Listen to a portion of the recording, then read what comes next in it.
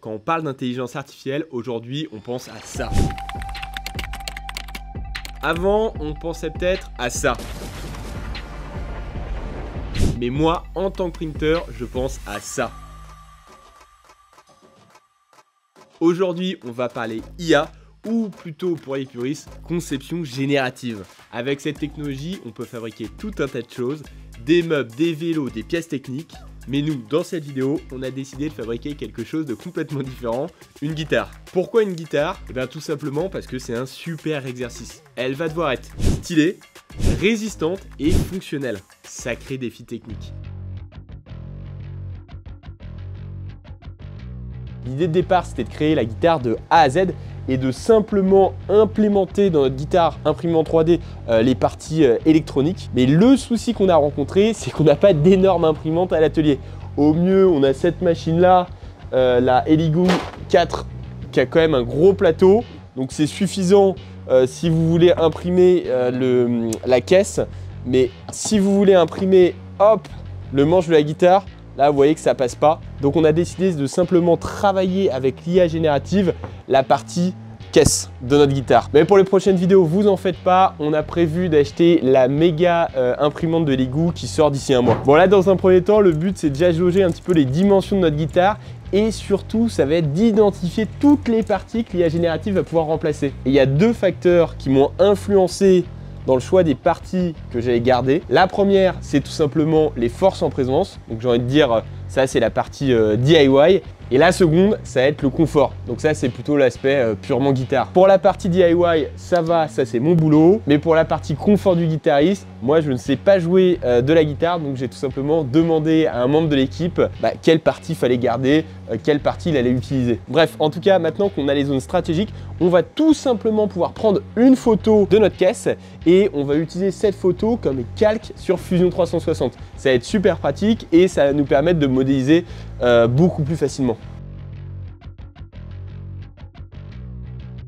Ici, l'objectif, c'est pas de vous faire un tuto détaillé sur la modélisation. Le but, c'est simplement modéliser les parties qu'on souhaite conserver. Et pour ça, comme dit tout à l'heure, on va s'appuyer sur notre photo en guise de calque. On va modéliser les courbes de la guitare, les emplacements des différents composants, ainsi que le manche de notre petite guitare. Et j'ai utilisé l'outil Spline de Fusion pour reproduire ces courbes de manière assez approximative à partir de ma photo. Et sur le même dessin, j'ai marqué les emplacements encombrés où notre cher générateur va devoir s'abstenir de déposer de la matière. Au final, on se retrouve avec quelque chose qui ressemble à ça.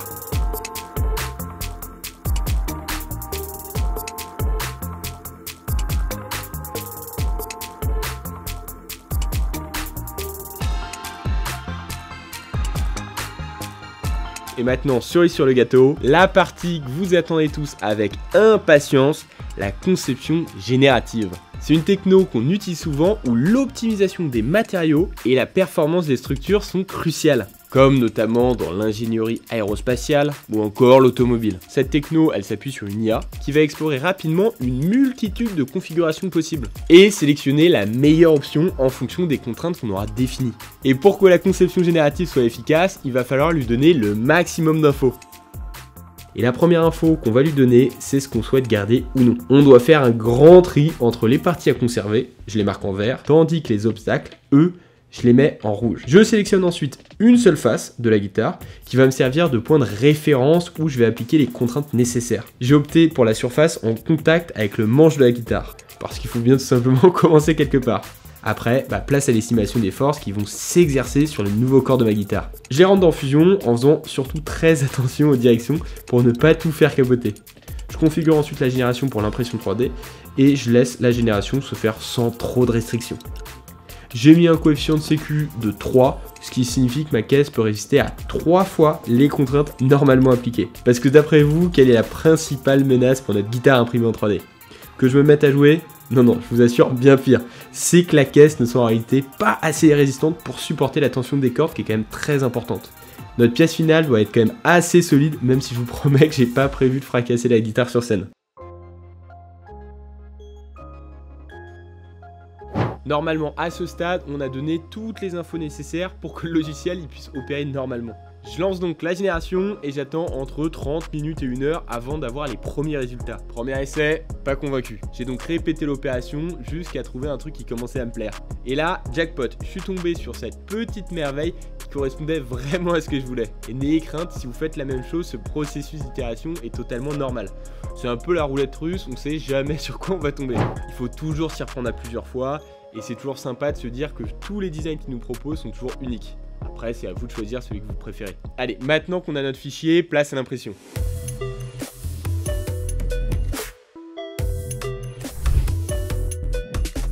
Bon, j'ai préféré ne pas prendre de risque. J'avais quasiment plus de matière dans ma bobine alors que je suis qu'à 80% de mon impression. Donc ce que j'ai fait, c'est que j'ai changé en cours de route de bobine. Et franchement, le rendu commence à être très sympa.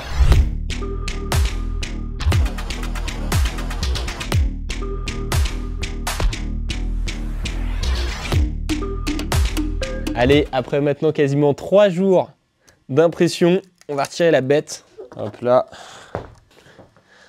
Le filament a vraiment de la gueule. Il n'y a pas à dire. Ça se désupporise super bien.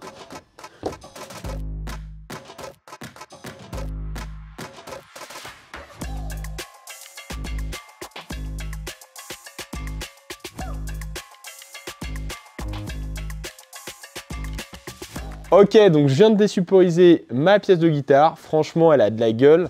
Ça fait un look vraiment ultra futuriste avec le filament feu. Donc maintenant, je vais pouvoir passer à la partie montage de la guitare. C'est toujours une des parties que je préfère, la partie montage, parce que les idées qu'on a depuis le début de la vidéo vont enfin pouvoir se concrétiser. Donc c'est vraiment cool.